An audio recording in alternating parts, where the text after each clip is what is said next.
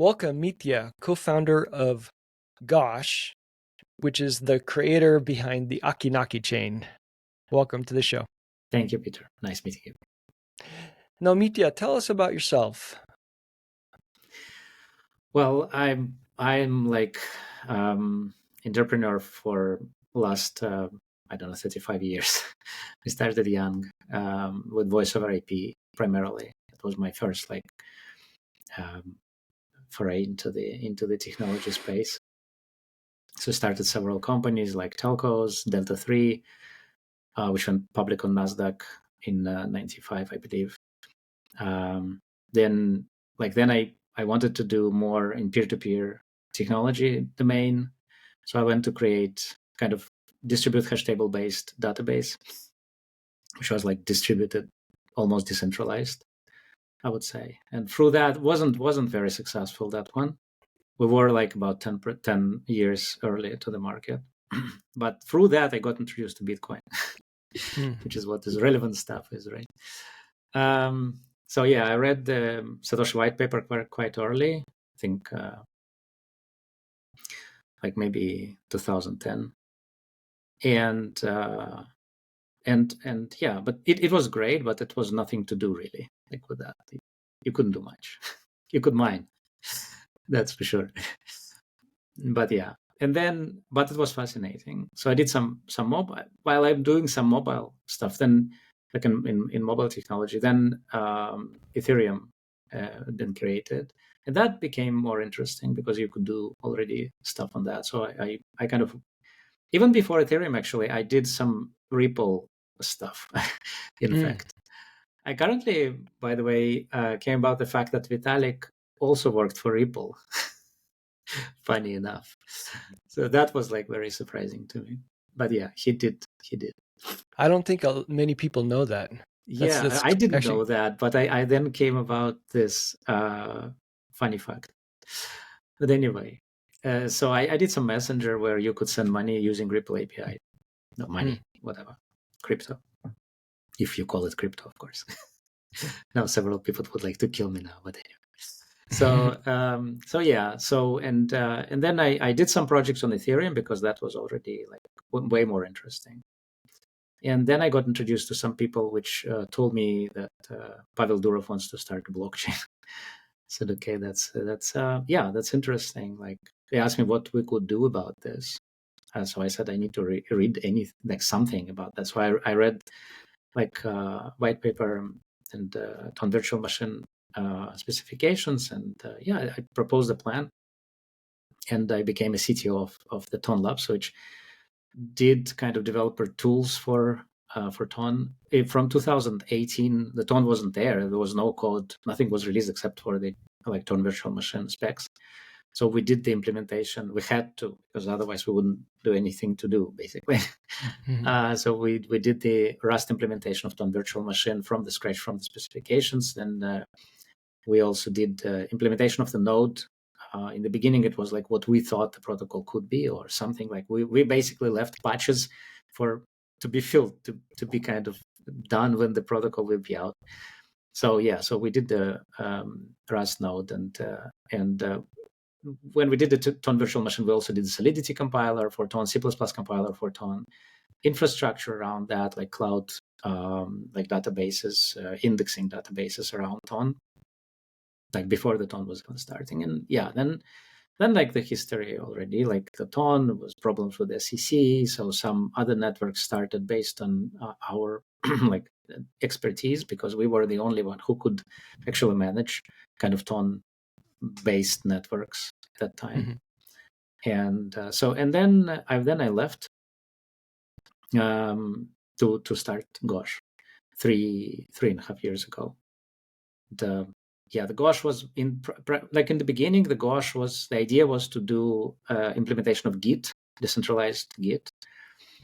But from the beginning, we knew that like there was no chain that is capable of processing that amount of information that needed for decentralized Git. Like for example, if you take Linux, our repository with all the history, it's like 50 million objects.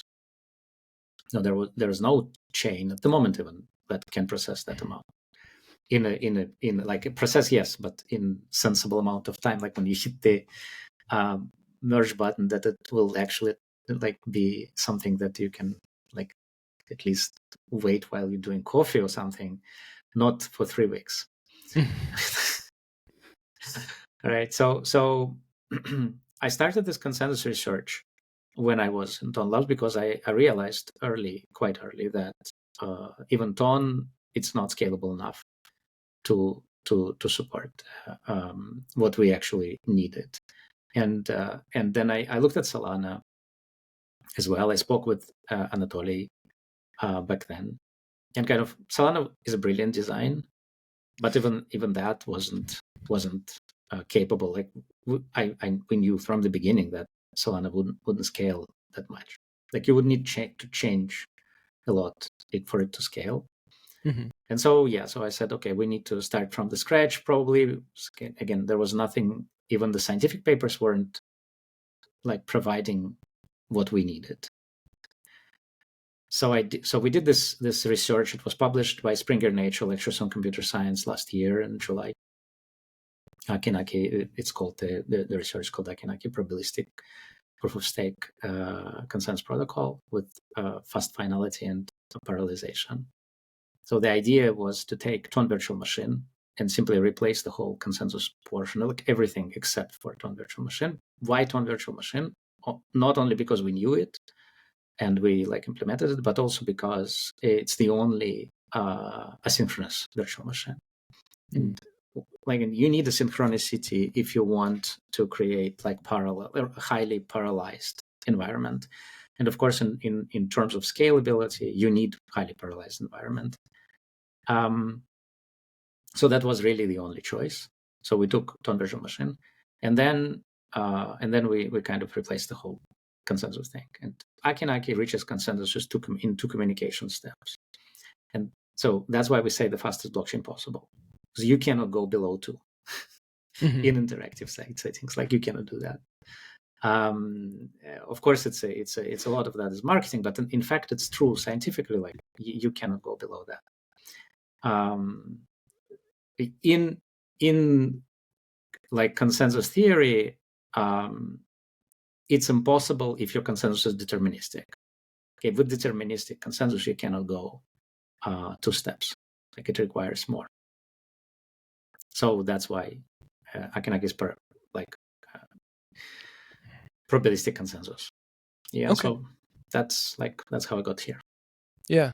So Gosh is the labs behind the Akinaki chain.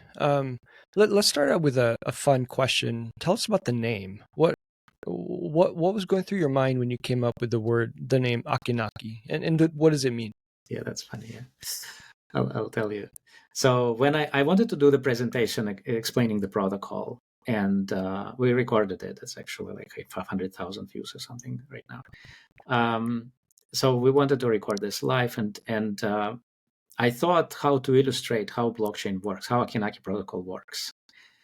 And so I created this lore of creepy creatures, block keeper, block producer, through which I kind of explaining that. But the inspiration from the name came from my son, which was doing me a hell like by playing the game Poppy Playtime. It's a scary kind of horror game, and there is the most horrific character there called Huggy Wuggy.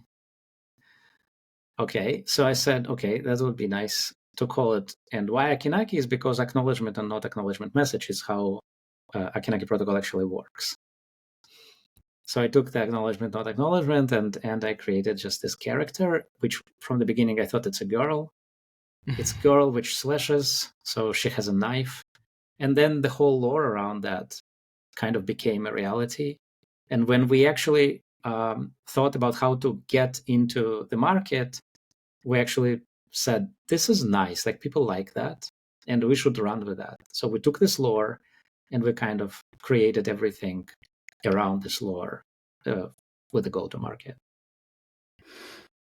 And what did you learn from I mean, that's really interesting that you you kind of accidentally stumbled upon the name like that, or were inspired by a game that your son was playing. What did you learn about storytelling as you came up with this name? And because it's a very technical product, yet Yes. you've kind of made it more down to earth and relatable by putting a story around it. I think Steve Jobs said, right, that what matters is a story. Like if you want to talk to people, you need to talk through stories. Actually, I had part of my life, like in the very beginning, was very young, was about like making movies and stuff like that. So actually, my father was a theater director, so I kind of introduced to this part quite early. So I know how important is the story. The story is actually everything. If you want to go to the market, you need to go with the story. So for me, it was like obvious that we need a story. And yeah, so So tell us if we could back up a little bit about Akinaki, what was the key, the primary problem you were trying to solve? Maybe articulate it for the audience. And then what was the key insight that you had that, I need to create Akinaki. Like Akinaki will solve this problem. yeah. As I said earlier, like, okay, basically what you want to do is like, okay, say it's a stupid example, but it's just an example. So let's say you want to create a decentralized Facebook, which you don't, but let's say you want.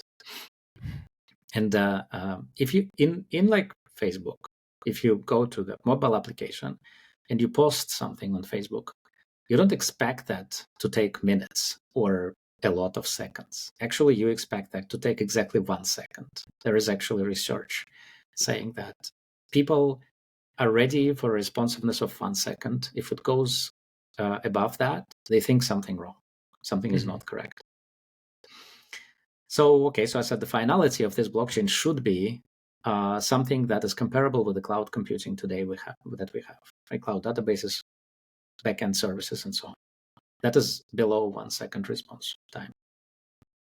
And that's first requirement that I kind of came with. And second of all, of course, you have, like, if you create Facebook, you probably don't want to die after 10,000 people simultaneously want to post some messages, right? So you need to be scalable within this kind of 1 second finality framework, and that's was the reason. And actually, the inspiration from the technical perspective, I came back whole way back to the cloud computers. I had to go to Lamport, like consensus research, Raft protocols, and stuff like that. Then that's how I approached that. I said, can we do like BFT, Byzantine fault tolerant protocol, but that would work like cloud computer works, like the cloud protocol works? Because the cloud protocol works fine, like Raft and even Paxos, they work great. They're very fast. They're just not fault tolerant. And if they try to be fault tolerant, then the finality rises very quickly. Can we fix that? That was that was the problem I want to solve. I see.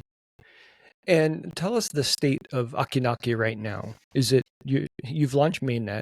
No, we did. Is that the no, mainnet not yet. launches on 29th, so it's Okay. like 3 weeks from now. Oh, that's exciting. Well, tell us how testnet has been going, and tell us the plans for Mainnet. Yeah, the testnet been more than a year in different, of course, the different testnets, a lot of testnets. We like my approach to launch, I think is actually I heard Anatoly speak about that recently when he said, like, if he would try to launch Solana now, he would turn all the knobs, and wouldn't be very like secure about that, meaning that try to break things and try to like be as fast as possible. And he cannot do that now because the Solana already has all this money and all this investors and everything behind it, and so on and so forth, so forth. So like the whole ecosystem that is would be unacceptable to break, but we don't. So we will start from all the knobs turned up, That's why we kind of try to get all our community engaged before the network launch. So from the beginning, we will have like whatever transactions that are needed to be like in demand, and we try not to break that. So that means that we couldn't just prioritize safety all the time. We had to prioritize the design and then to be it as safe as possible. And yeah, we're working with like our partners Provendo, which is doing formal verification. We are trying to be as safe as possible, particularly when we talk about smart contracts and the like token distribution systems and tokenomics of the implementation in Akinaki and all of that. But things will break. We know they will. And you know, but we are prioritizing design, so like it will be as fast as possible. Yeah. Now, to build Akinaki, did you raise some VC funding for it? We didn't raise VC funding like per se. We did the node sale. But yeah, there was VCs behind the node sale. We released that, the Kingsway Capital, Hack VC, like K5, some other like good guys. Got it. And you've been building Akinaki for about 2 years, is that correct? More than 2 years, actually. More than about 2 years. 3 years. 3 years. And during the 3 years, you know, you started out with your initial hypothesis, and did that change along the way in the last 3 years as you were building Akinaki? Nope. Yeah. It didn't change a bit. Tell us about that. Well, I mean, I think when you take that ultimate view on design and on requirements, it wouldn't change. Wouldn't expect it to change, because it's not something that we saw as a marketing trend or something like that. Mm-hmm. Like, I believe that we are not there yet in terms of design, of the blockchain design, technically. And because we are not there yet, we will have to be there. Meaning that's how human race works. We always go till the end in terms of like taking the technology as far as we can. We always do that. There's no way we're not going to do that. So it's not no way we're just going to sit in the middle and say, okay, we have like 3 seconds finality, it's fine, whatever. Not going to happen. We are going to push as far as we can, and we are just, you know, part of that process. So for me, it was very clear that we need the design need to go ultimately as far as possible, and it will go there. And if we are not going to do that, then someone else going to do that. But nobody else, when we did it, nobody else did. So like, now the target audience for Akinaki, you know, as a layer one, will be primarily developers and applications. Is that still correct for Akinaki? I don't think so. Like, okay, ultimately everything will be like, I don't think you build platform for developers. Nobody built platform for developers unless you're building compiler or like development tool, right? But if you do the platform, then you expect distribution. Developer expects distribution. Developer will come in truly only when you have an audience as a platform. That's what we've been believers in from the beginning. We are not going to go after developers because it's completely useless. Like you're not creating a graphic card and then trying to get to developers to do something with that. You actually get this graphic card into the people's hand, and then you say to developers, listen, we have that people already using this graphic card. Like, why won't you develop for it, right? Same with Apple. You're not doing the phone and trying to bring this phone to developers. No, you're creating a phone. You think it's a great phone. You create some applications that will be just enough for users to start appreciating the phone, the platform. Then you give away, you sell the phone, whatever. And then once you have an audience, developers will come to you, like they came to Apple and said, like, oh, we want to develop on your platform. Apple didn't really, like, they went after a few developers, very like key developers, to get like the essential applications first, right? The most essential application that the users really want. And then the rest of the developers will just come. We have exactly the same view on that. We're developing the blockchain, the platform. We develop ourselves the applications that we believe will bring users to the platform. Once users are in the platform, the developers will come. Got it. Tell us about some of those essential applications that you're building for users right now. Well, first of all, okay, so we saw what can be done. Of course, like how you can utilize Akinaki. Why did we do that, right? Why we needed this 1 second finality and stuff. So first of all, we thought gaming is a clear kind of target for us. We believe in blockchain gaming, or at least the gaming where blockchain comes together with the game, right? In some way or form. We know why. We all know why. Like every games create assets. Like when we know that from without blockchain, they are creating assets, right? The trading of cards, the trading of stuff inside the game. It's happened before the blockchain been there. So blockchain is just perfect platform to do that. And so, but in order to do that, when you talk about games, you need like, you cannot rely on architecture where you have a game, then you have a server, developer managing the server, and then somehow, somewhere, there are assets that you actually can connect to, but it's not within a game. It's not in real time. So we thought, okay, we like get rid of developer server, developer control. We give the real decentralization tools, like to manage these assets by the user directly from the game in real time. And that's one of the aspects that you can use, like Acki Nacki. It's a real-time fast finality blockchain. You can connect it to your game, and so we developed the games. So we had to develop game in order even to demonstrate that. That's what we did. So the first thing we did is that we said, here is the game. Now, that's actually interesting because when we thought about how to launch it, the best way to launch Akinaki and how to bring the users, we said,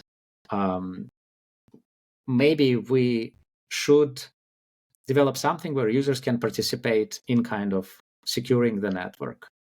And so we came up with this design where we take the like finger movement of the screen from the user, take entropy from there, and use it to verify some random transactions on the network, which adds to the network security. And for that, we're paying user 22.5% of the network, of the actual block rewards. And Akinaki, in terms of tokenomics, Akinaki is not pre-mined token. There is no TGs and nothing like that. It works like Bitcoin. We worked actually very hard on tokenomics to getting like proof of work Bitcoin style tokenomics into proof of stake world, which was a challenge by itself. But basically, so that adds to the security. And we thought, okay, so now we can take that part where people need to move the finger across the screen. So what's the best way to move the finger across the screen so it won't get boring? Well, let's create a game. So the game which we created called Puppet Game. And Puppet is a toy of Akinaki, actually. It's like funny character. So the Puppet Game is a card game which we released actually last week. There is now in the tournament that will happen before the network launch, which we also announced. It's starting on 7th, and starting on 15th, and then people will play for prizes and they get to know the game and so on and so forth. But yeah, that's one of the examples how where it should be used or could be used. So that's one of the games. You mentioned a few other applications, or that's what we did, right? We did this game. It's a 3D game actually. It's like inspired by Validator, but not exactly.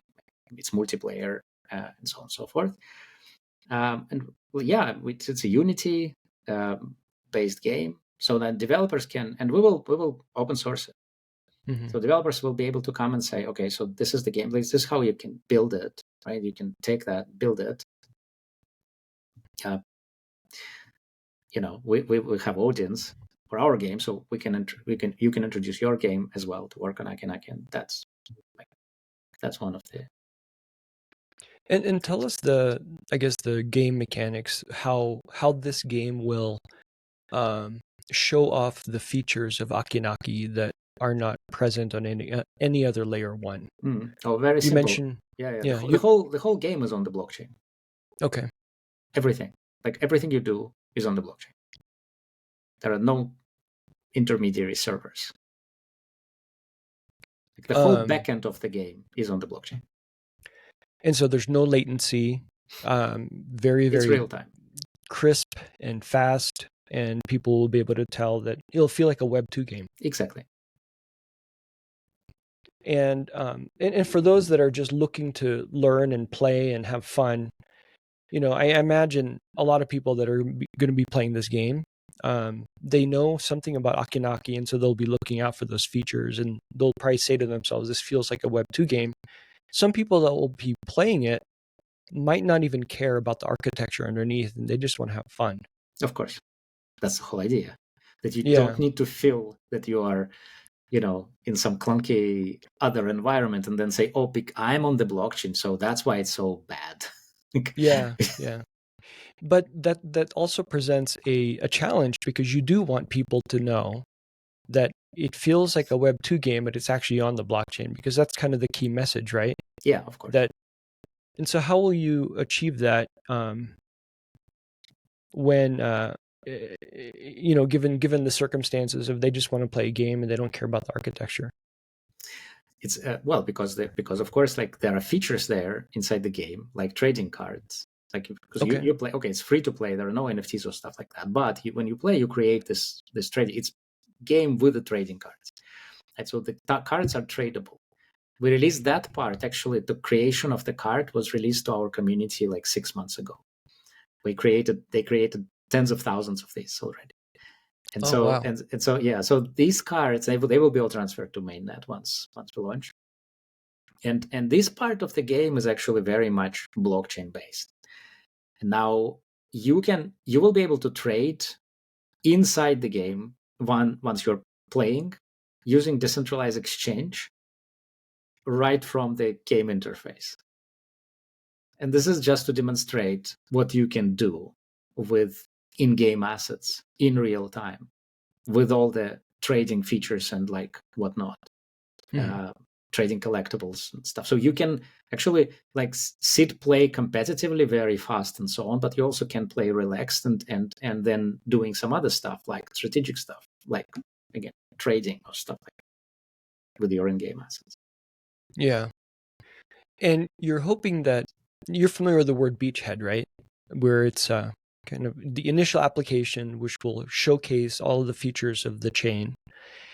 And you're hoping that developers will see that, and then they will want to build on the chain. And so this initial game is kind of going to act like a beachhead, especially if it brings in new users. Then the users become very attractive for new developers because they're going to want to reach those users also. Exactly. Do you feel that this game is going to achieve your goals? Well, I don't know. I mean, of course, this hope so. Hard to say at the moment. Like we released 4 days ago. At the moment, the massive kind of response to it is very positive. Like people love the game. Most of them. It's quite challenging actually. Particularly on the higher levels, you need a lot of math. It's actually like actually very educational. Like it teaches you math practically. And so you actually want your children to play that game. Actually, I'm telling you, you do. It's also a Turing complete game. So on the very high levels, you will need programming skills to beat the next kind of level. Oh, interesting. If you go very, very high, it's already very hard. Like our mathematician cleared block 161. It goes block, so like levels. It's called blocks. So block 161. And I see there are some other people who also are kind of doing that. It's extremely hard to do. Like it's really, really challenging. He was sitting with Excel table counting probabilities. I'm not joking. So yeah, but in the beginning, like on the lower level, it's quite fun and easier, much easier. Yeah. Let's talk about the tokenomics of Acki Nacki.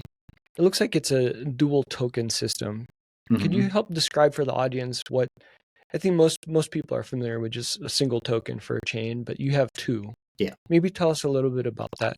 Yeah, because like if you think any chain which has a single token chain, it always has this problem that the token you want to appreciate the basic layer token because of the security, right?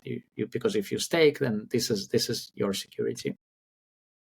But if you pay gas with this, then you want gas to be like stable as possible, because developers don't want, well, we see what happens, right, with every chain where the gas starts to shoot. So you either need to cap your kind of basic value of your basic token, not going too much up, or if you want like to optimize for developers, or you kind of want it like to become very, very expensive for developers once it's shoot up. Like it's just too, like it seems that we're trying to kind of put in one token two completely like different goals. And so we said, why we're doing this? There's no reason to do that. Let's just separate the two. So one will be like a value preserving token, the one with which you stake, which goes up in value, which has a limited supply, and we hope it will go up in value all the time. Like that's how it's designed. And there are some special mechanisms actually to kind of design it very close to Bitcoin, because the challenge there is like very quickly. The challenge there is you in proof of stake you don't have the capital expenditure that you have in Bitcoin, right? The miners and electricity costs a lot of money. You actually pay to mine. In proof of stake, you just stake your money. You basically just you're only losing opportunity, but you didn't really pay. So we had to kind of mitigate that, and hopefully we did, but it was quite challenging.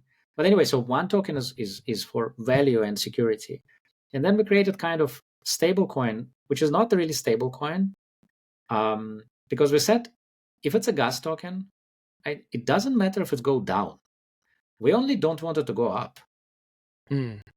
Right, so we need to cap just one side of the trade, and we say, okay, fine, very simple. We will have the price where always you can buy with this. You can always buy the token. Like you can always will be able to buy the token for 10 cents a dollar, 10 cents dollar rate, stable coin. Always, like automatically, you transfer on chain. You transfer 10 like USDT, 0.1 USDT. You get one shell. It's called shell. You get one shell. Now, that's it. But we won't buy it from you for 0.10. Like if you want to sell it, then it's an open market. And so if you want to sell it below, like fine, then the price will go down. But remember, price go down is not a problem.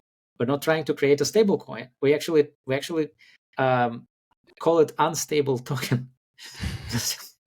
Right? Because you can only be sure that you can always buy it for a certain price. But you won't be able to sell it on that price. Right? We actually still think that within this design, the token will actually be quite stable.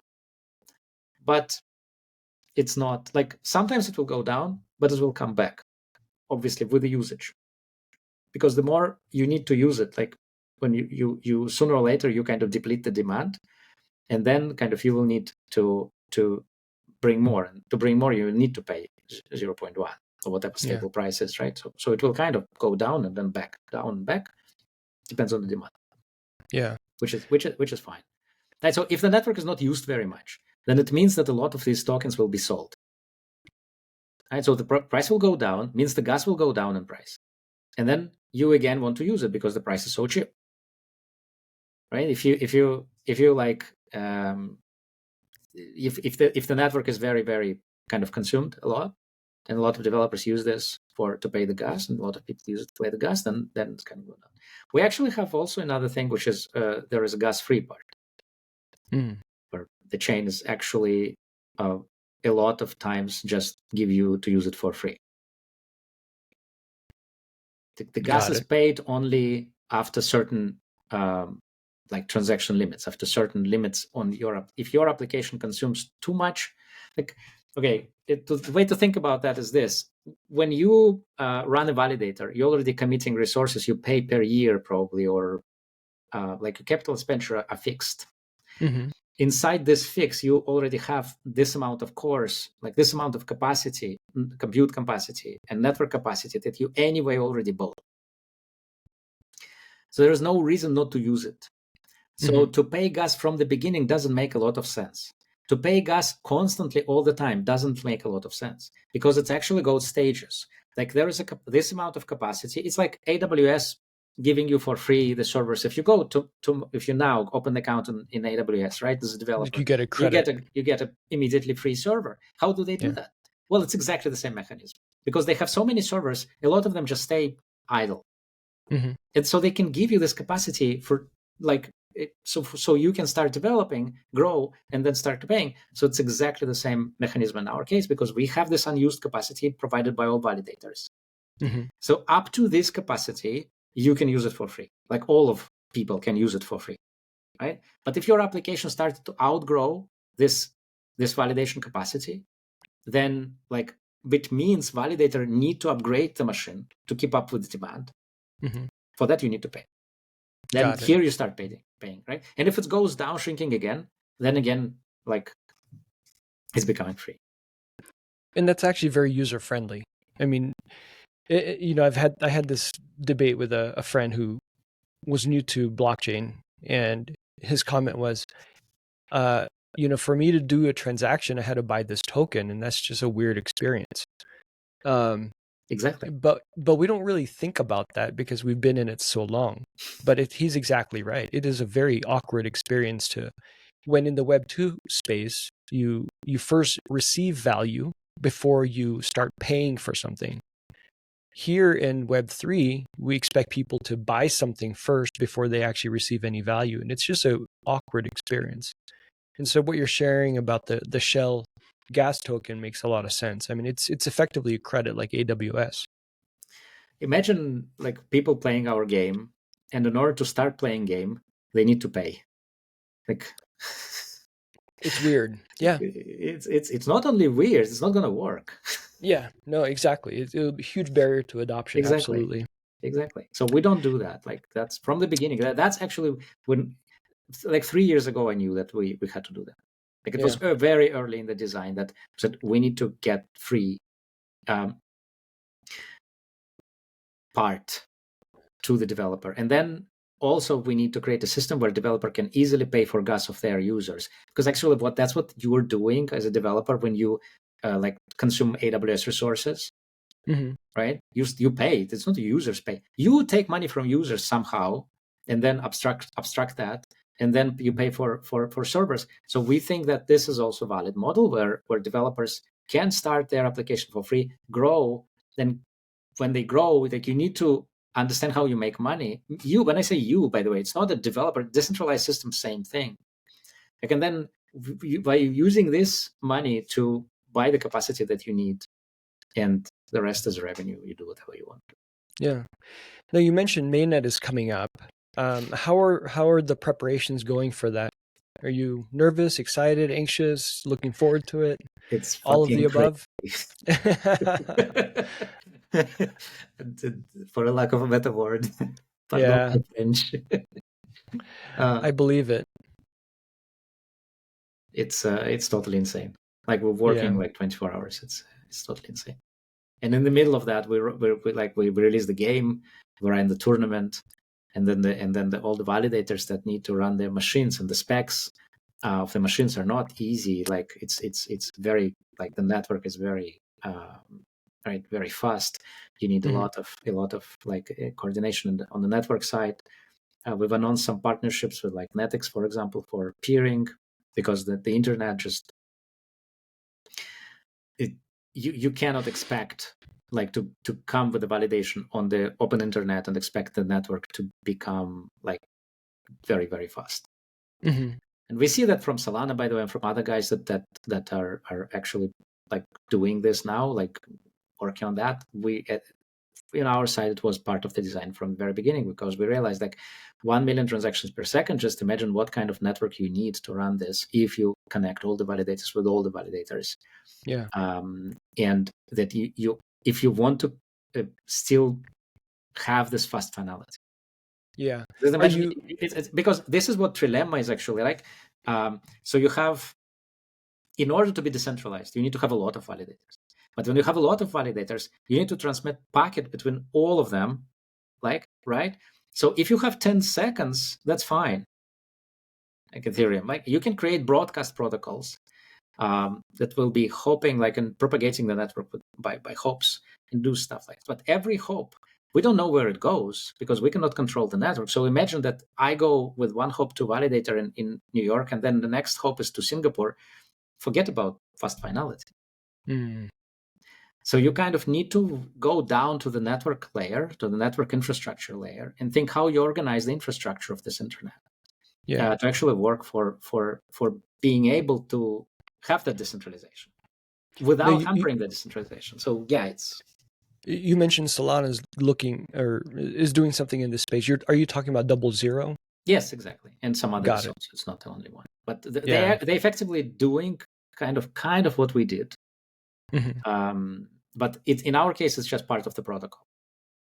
Oh, I see. So you have proxies which concentrate traffics, which concentrate traffic and getting the best routes for the internet. But it's part of the protocol. So validators have to like install these proxies themselves. I see. To be able to kind of, it's like it's replacing the broadcast infrastructure what we used to have in like, in Ethereum and everywhere else, where you kind of have this broadcast, and Solana as well. You have broadcast infrastructure. It's literally all the blockchains today utilize broadcast infrastructure. Yeah, like you broadcasting the messages. Broadcasting is not the fastest way to get the message across. Okay. Now, one question before I go into some rapid fire questions, if that's okay. Absolutely. You mentioned the node sale. Is that how you initially got your validator set? Yes. Okay, I see. And how many validators does Akinaki have now? Well, we sold around 5,000 licenses for nodes. Okay. So it's like software licenses. We sold them. So it's about 5,000 validators in general. We expect, of course, like you can delegate 10 licenses per one node.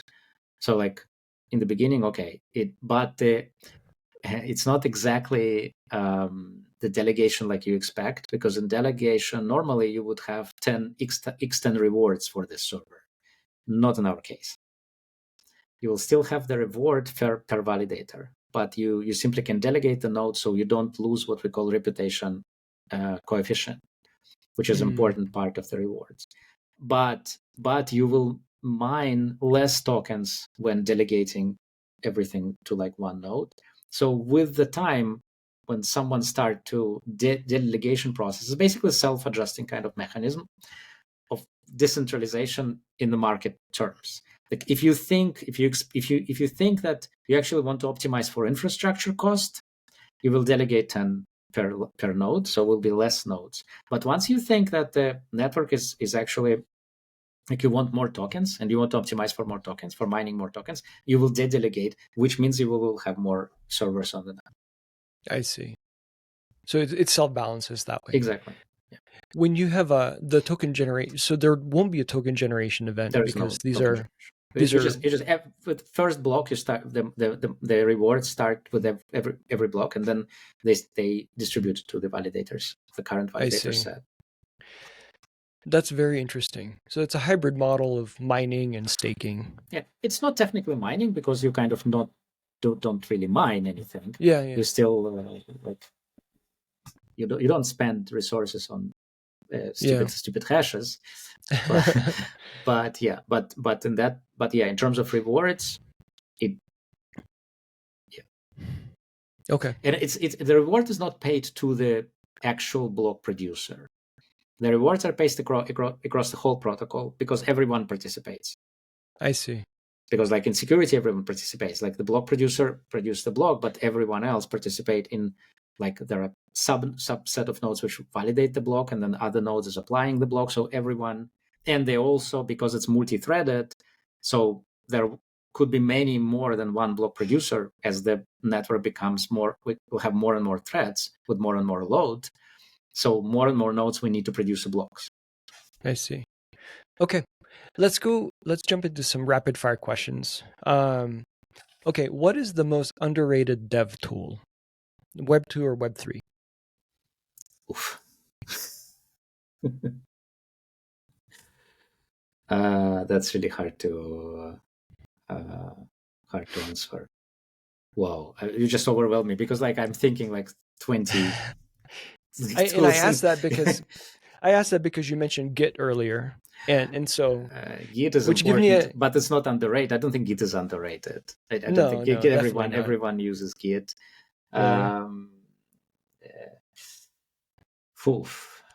You would say AI, but no. Not in our domain, at least. Like we use it for some reviews, but not too much, because like you cannot write that kind of code with AI, not yet, at least. Docker. I mean, no, I'm just joking. I would say formal verification. Okay. Formal verification in general, and what guys in Provendo are doing, automating formal verification. I think this is actually right. I mean, this is the most underrated tool because like people, when you say, okay, you're building like mission critical application like blockchain, you need to be very secure, because it can be like a lot at stake, and people doing audits. Yeah. I remember, there is a tool out there called formal verification, which is like provide you immensely more for almost the same price as audit. Yeah, I remember during the early Tezos days where there was a lot of talk about formal verification, but it hasn't seemed to have been picked up by a lot of protocols. Exactly. They try all the time. There is talks about this and that, but we're doing that for the last 5 years. Like Provendo is developing these tools for async solidity, which they developed a whole special language called Ursus, which translates this into the kind of COC, which is formal prover, and verifies. A lot of this is automated, so it's much faster than you kind of used to, because you used to have this. It was a very manual process that takes months to just verify like a small program. It's not anymore. It's not anymore. Yeah. And with AI, I imagine that's probably going to get faster too. Maybe. These things, AI is not yet doing very well. No, we're not there yet. Yeah. Okay, last rapid fire question. And this could be in crypto or out of crypto, any domain. Can you think of like a hero or influence that you have that helps you in your entrepreneurial journey or inspires you in your entrepreneurial journey? Yeah. I had a lot over the years, like a lot. There were different people, different like books which influenced me on different stage. Can you tell us one? Yeah, Graham, Buffett. Oh, okay. Buffett answer, which is correct. I think Tao of Capital is a great book. I urge everyone to read it, because it talks about economics, which you want to know. Like obviously, it talks a lot about Austrian school, but in general, I think it's a right view on how things like how things work, which I think is very important, particularly in the blockchain space, where you kind of we like very a lot about economics, right? Yeah. So this is important. There was a lot of inspiration of like I take inspiration from sports as well, a lot. Like guys like Pep Guardiola, for example, or like I'm sorry, who? The manager of like Manchester City, ex-Barcelona, for example. Like when you take like it's sports in general, on a high level, I'm talking about, and particularly management sports, like managing the teams or things like that. I think I got a lot from that in terms of leadership and motivation skills that you definitely need when you go like through the extremely hard times Yeah, and I can see challenging that. times. So that can like help a lot, I believe. Yeah, Right. I agree. I agree. Well, Mitja, thank you so much for taking the time to meet with us and to tell us about Gosh and the Akinaki protocol that you guys are building. And best of luck in the next few weeks as you guys march towards Mainnet. Thank you very much, Peter. It was really a pleasure. Thank you.